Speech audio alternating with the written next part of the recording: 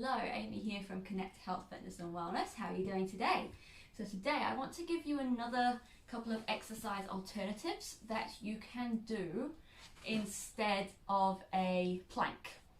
So a bit of a disclaimer before we get going. So the exercises I'm about to show you are to support a diastasis. They are not designed to heal a diastasis. Healing might be a byproduct, but they're not bespoke to you, so I don't know your story.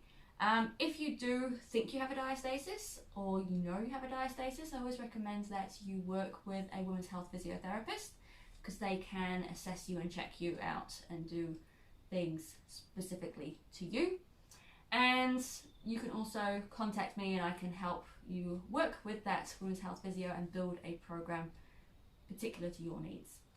So a diastasis is anything from 1 finger to 5 fingers wide or more, and it can vary in depth as well, anywhere along the midline of your abdomen. And that can come into play when it comes to how well you withstand pressure inside your abdomen. So all of these are things to consider. Now, a plank is what I want to talk to you today because they're quite common exercises to do, especially when you're trying to rebuild your core and you're at a gym, you're at a boot camp, or even following along someone on YouTube. Might be a common exercise that you do to try and strengthen your core, and it could be doing more harm than good.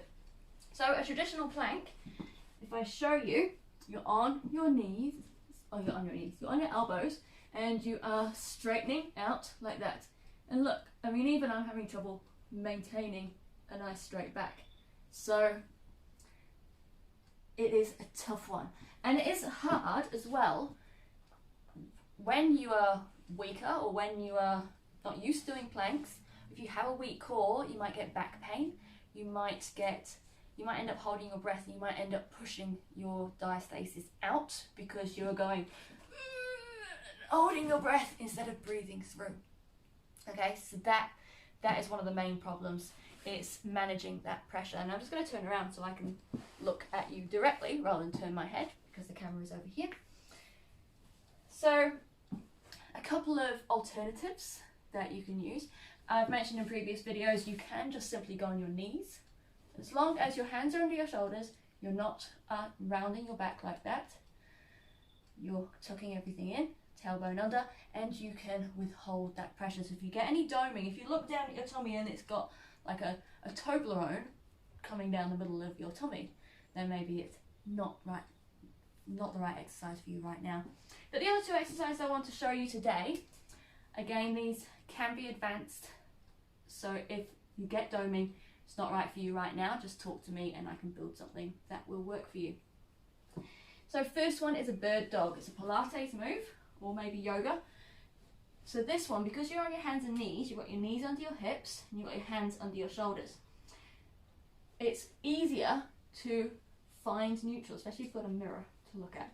So you find neutral, and then to start with, so even by tucking your tailbone under, you're engaging your abs, and see if you can just keep the hips still when you move. So it gets the brain more engaged. So to start with, you can either just start by alternating the hands and notice how the rest of my body isn't moving. You can then, if you wish, move the legs. Now this is not arching the back, keep that still. And then alternating. Once you've got that, you can do opposite arm and leg. Ooh, like that. Okay, so it's very slow and controlled. So that's a good one for building that control, breathing through it, and it might be something that you can strengthen the tummy with a bit more than by doing a plank. The next one, and one of my favorites, is a Campbell crunch. So your hands again under your shoulders, your knees under your hips, tucking the toes under. I've seen a few workouts that kind of go up to a toe tap like that. Again, that could be quite advanced. So you can just start by going like this and just lifting the knees off the ground. And then go back down again. Lifting the knees off the ground. And go back down. You can hardly see my knees moving. But my abs, oh, they switch on.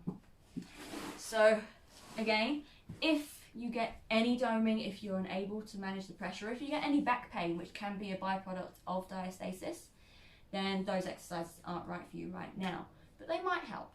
So you might be able to do that one for a little bit longer than you could a plank, and it's a stepping stone to building up to be able to do those planks again. If you have any questions, please comment below or send me an email. It's info@connecthealth.fitness, or you can have a look at my diastasis program, which is with Holistic Core Restore, and that is at connecthealth.fitness/diastasis. So thank you for joining me. I've been Amy, and I look forward to connecting with you soon. Bye for now.